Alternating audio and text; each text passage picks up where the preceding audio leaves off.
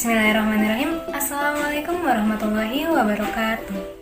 Salam Om Swastiastu, Namo Buddhaya, kebajikan dan salam sejahtera untuk kita semua.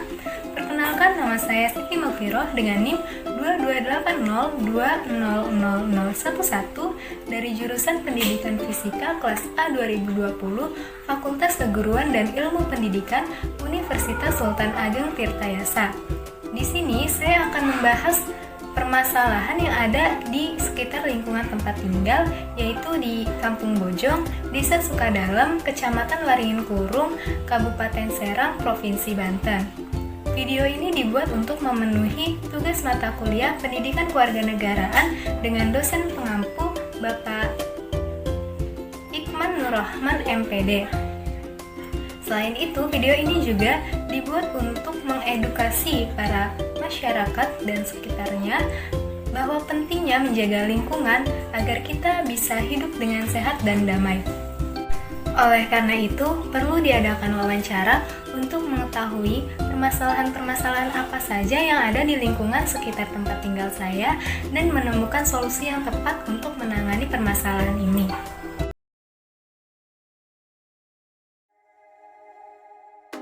Assalamualaikum warahmatullahi wabarakatuh. Di sini saya sudah bersama dengan Kak Rofik, di mana Kak Rofik ini salah satu pemuda yang aktif dalam organisasi kepemudaan di Kampung Bojong ini. Nah, kenapa saya memilih pemuda sebagai narasumber dalam wawancara ini? Karena biasanya pemuda memiliki inovasi yang baik atau inovasi yang cukup kreatif dalam memberikan solusi permasalahan lingkungan yang ada di lingkungan kita. Baiklah, selamat malam Kak Rofik. Selamat malam. Nah, di sini saya ingin bertanya beberapa pertanyaan mengenai permasalahan lingkungan yang ada di tempat tinggal sekitar kita. Pertanyaan yang pertama yaitu permasalahan lingkungan apa saja yang ada di Kampung Bojong ini? Ya, permasalahannya itu ya ada beberapa ya, contohnya permasalahan lahan seperti sawah atau ladang itu sekarang sudah bukan sawah lagi, sekarang jadi perumahan. Terus ada juga tumpukan sampah, terutama tumpukan sampah yang di pinggir sungai. Ya, itu mungkin salah satunya mungkin itu. Baik, selanjutnya pertanyaan yang kedua yaitu dari permasalahan lingkungan yang telah kakak sebutkan tadi, permasalahan apakah yang paling banyak diperbincangkan? Ya, yang paling banyak diperbincangkan ya mungkin itu sampah itu, karena seharusnya sungai itu tempat air mengalir, tapi sekarang sudah dipenuhi dengan tumpukan sampah. Selanjutnya, apa alasan kakak memilih permasalahan tersebut? Ya, karena yang namanya sampah pasti mengganggu pemandangan, terus menimbulkan bau, tidak dipandang gitu. Kemudian, apa saja dampak yang ditimbulkan oleh permasalahan sampah di pinggir sungai tersebut? Ya, dampaknya untuk yang kecil mungkin bau ya. Terus tidak sedap dipandang mungkin. Nah, untuk dampak yang agak besar mungkin itu bisa menyumbat aliran sungai dan bisa menyebabkan banjir. Dampaknya seperti itu. Mengenai sampah ya, apakah kakak tahu apa itu sampah organik dan sampah anorganik? Ya, tahu. Jika tahu, bisa tolong jelaskan pengertian sampah organik dan sampah anorganik serta contoh dari masing-masing sampah organik dan sampah anorganik. Sampah organik dulu. Iya.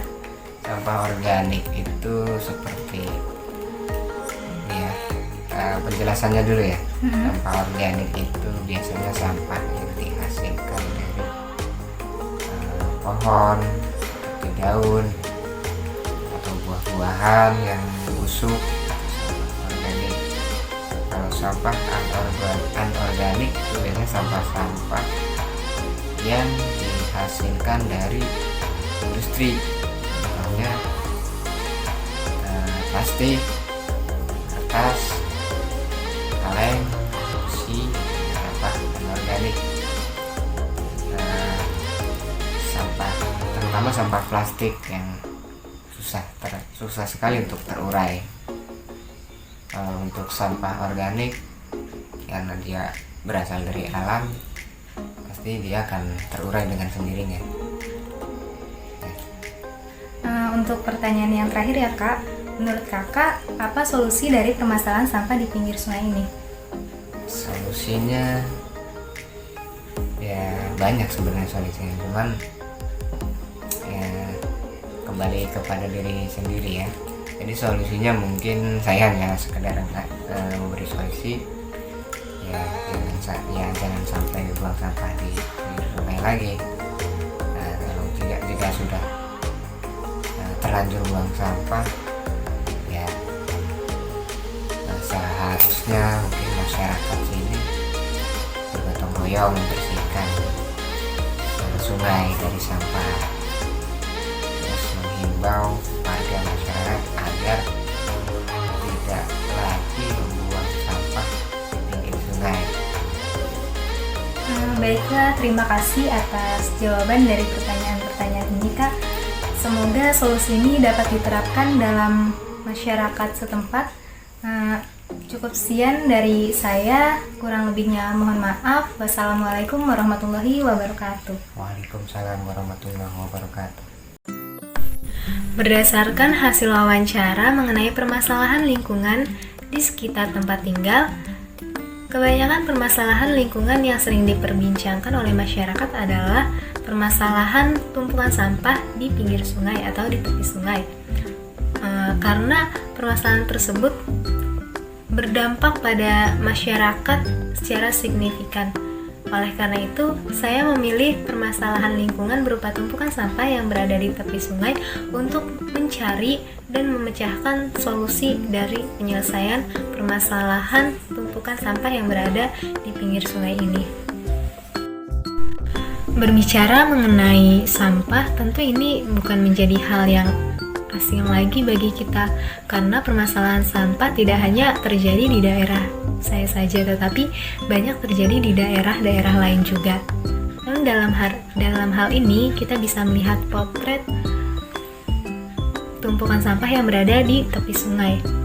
Selanjutnya saya akan menunjukkan cuplikan video yang memperlihatkan kondisi tumpukan sampah yang berada di tepi sungai di daerah saya.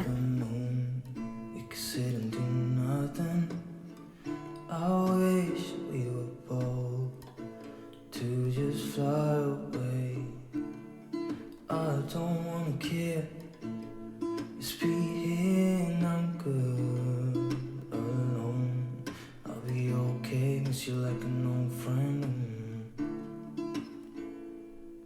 Too scared now, thinking I should call up. I'm not.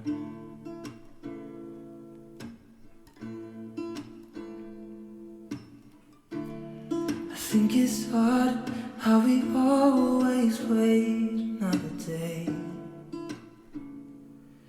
How we watch things that kids walk away.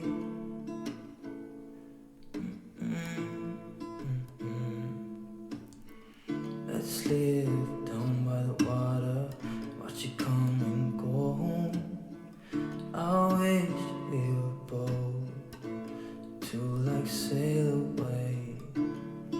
I just don't wanna care. Can you be here and I'm good alone? I'll be okay, miss you like an old friend. Too scared now.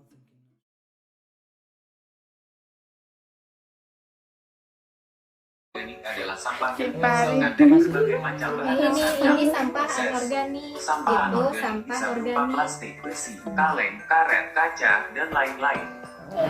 Jenis sampah ini merupakan yang paling lama terurai dan membutuhkan bahan kimia tertentu untuk proses peleburan. Nonton di sini. Selain itu, ada juga Sumber sampahnya dikategorikan sebagai sampah D3. Barang-barang pada sampah ini bisa berupa tambang, baterai, aluminium, aerosol, pakai. Papa is Saat terjebak di dalam sini, kita sadar hal harus dijaga lebih baik-baik. Bersama oleh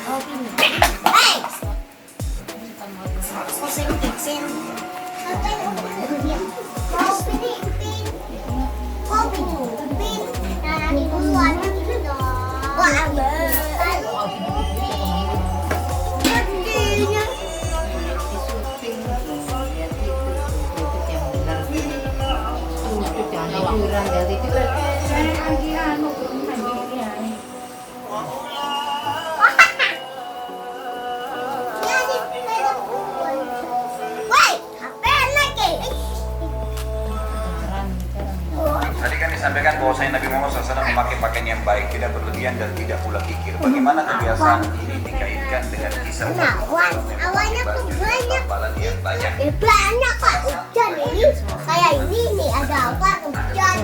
Mama masa gak ada awan, ya nggak hujan lah. Saya juga termasuk menjalani istilah. Menurut doa yang mati, lebih sedikit mati mah. Sobek. Kok, teh digunting juga. Rena, Nak, tutup apa itu? nanti Hai.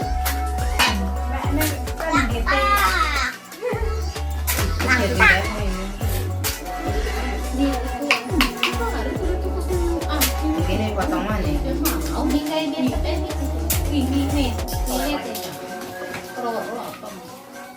Tuh bikin apa itu?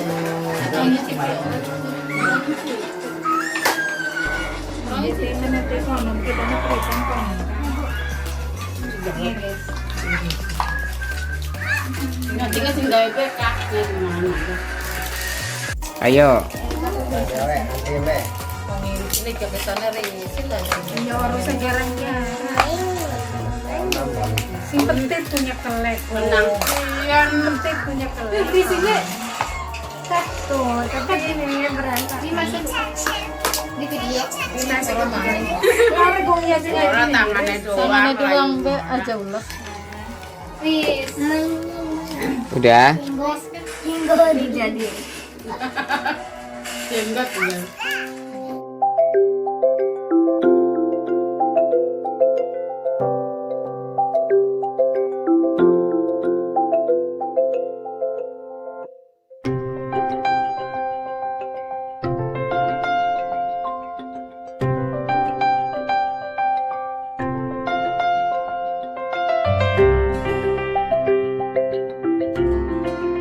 Solusi yang selanjutnya yaitu dengan mengubah sampah menjadi energi listrik seperti yang dilakukan oleh ibu kota Belanda yaitu Amsterdam. Namun solusi ini seharusnya tidak diterapkan dalam ruang lingkup yang kecil saja, tetapi ruang lingkup yang lebih luas yakni komponen bangsa seperti masyarakat bekerja sama dengan pemerintah. Dalam satu kali pengolahan dibutuhkan 4,4 juta kilo sampah dengan proses seperti pada gambar terlampir.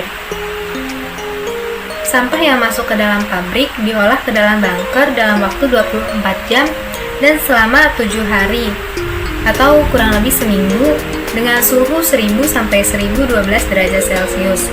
Kemudian panas dialirkan ke dalam turbin dengan tekanan tinggi untuk menggerakkan generator. Sehingga generator itu akan merubah sampah menjadi energi listrik. Energi listrik ini bisa digunakan untuk 161.000 rumah dan dari hasil pengolahan tersebut setiap pengolahan air yang digunakan itu tetap sama. Gitu. Jadi hemat air dan dapat menghasilkan energi. Mungkin solusi ini cukup baik untuk Indonesia yang memiliki sampah yang banyak, tetapi kembali lagi kepada teknologi. Kita selaku generasi muda mungkin bisa atau berusaha memikirkan bagaimana cara agar mengubah sampah menjadi energi listrik ini diterapkan di Indonesia. Sangat disayangkan sekali apabila tumpukan sampah yang berada di tepi sungai ini terus-menerus kita biarkan. Seperti yang kita tahu bahwa aliran sungai ini nantinya akan menuju ke laut. Dalam deklarasi Juanda, intinya menyebutkan bahwa Indonesia merupakan satu kesatuan wilayah Nusantara. Laut bukan lagi sebagai pemisah tetapi sebagai pemersatu bangsa Indonesia. Jika tumpukan sampah ini terus-menerus dibiarkan dan membawa dan mengarah ke laut, maka akan sangat disayangkan sekali pemisah bangsa kita adalah sampah gitu. Secara tidak otomatis kita bisa berkata seperti itu. Oleh karena itu, kita sebagai bagian dari bangsa Indonesia saatnya memberikan perubahan. Karena Indonesia butuh tindakan, tidak hanya sekedar ucapan. Terima kasih. Pemaparan mengenai permasalahan sampah yang ada di daerah saya, yaitu di Kampung Bojong, Desa Sukadalam, Kecamatan Waringkurung, Kabupaten Serang, Provinsi Banten. Kurang lebihnya mohon maaf dan jangan lupa like, komen, dan subscribe ya. Wassalamualaikum warahmatullahi wabarakatuh.